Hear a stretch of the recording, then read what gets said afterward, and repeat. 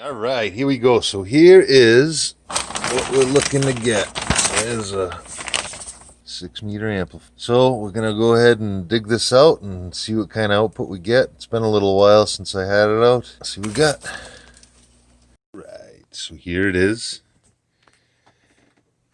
Let's see, I didn't plug it in yet.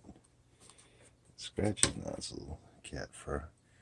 I did wipe it down, but it was stored under plastic probably for the last year. But this is the K1ZE original Heathkit. Right, we got it. We got the power plugged in, 110 volts it's wired for. We got our load and push to talk, all that hooked up. Maybe we'll make a QSO with this bad boy. All right, fire in the hole. We're in standby. Let's change the voltage, current. I don't care what that's set to. Standby. Fire in the hole. Boom. Nice. All right, so the tube side is over here. That tube's glowing nice and bright. So we're gonna let this warm up for a few minutes, and we'll see what kind of RF we got. Let's see. We'll go here. We're just going to look at the power meter here. So I just got it cranked up to, let's go 5 watts.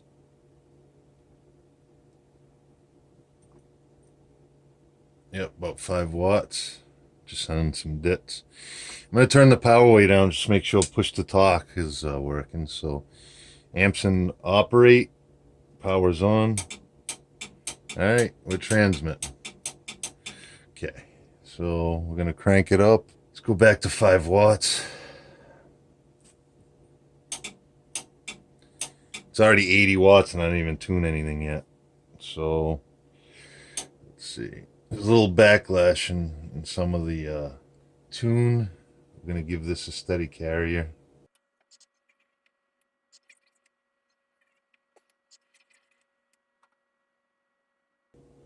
So there's 100 watts with 5 watts of drive. All right. Let's give it a little bit more power. We'll go up to 10 watts. Maximum we could put into this amp is 35. It's about 250 watts with 10 watts of drive. Let's go to 15. I think, yeah, there it is. Clicked over. Let's go to 15 watts.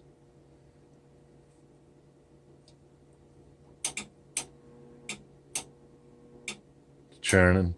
Lights are dimming because I got it plugged into 110. So one thing that's a little strange. Let me do this. I'm gonna go back down to 5 watts.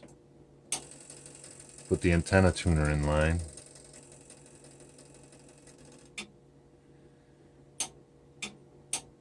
Alright. We'll go back up to 10 watts. About 300 watts. It's not even flexing.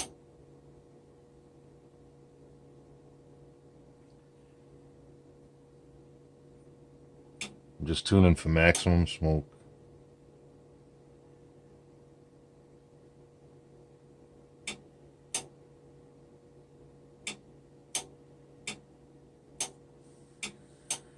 So about 330 watts with 10 watts of drive. We'll go to 20 watts. It's 500. 30 watts. We'll stop there for purposes of demonstration. So it says I'm about 23 watts. That's about 600 watts. Let's make a QSO. Probably a little overkill, but let's see if somebody on here we haven't worked yet. We can just nip them in the bud. So this is 6 meters. It's about 7 a.m. on midweek. Not expecting too much. All local stuff. Same grid as me. FN42. Let's see. We'll give it one more cycle. I'll try working this K2KA. This is about 450 watts. calling K2KA. See what kind of seem to work all right. No problem. So now, and we got him in the log. See what our signal report was, although he's in the same grid as me. Let's see.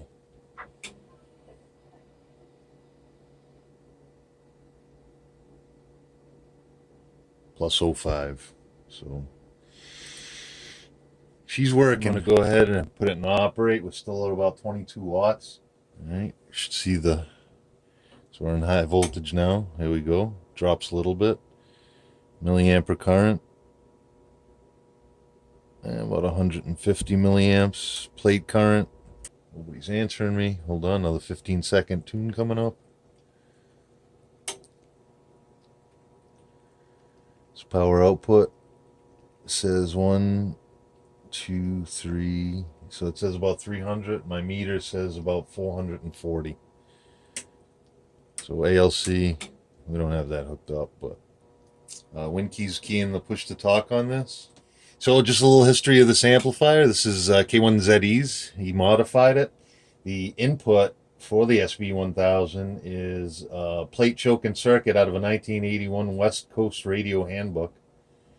And this actually belonged to a Silent Key friend of ours, KZ1M. Seems like he trashed the band switch when it was an HF unit. And middle of the night band switch change. Brain fog, as Ed puts it. And they decided to repurpose it for a VHF amplifier. So that's that. I probably could push it a little bit more, but there's no reason to. It's 440 watts. 440 watts with 20-something watts drive.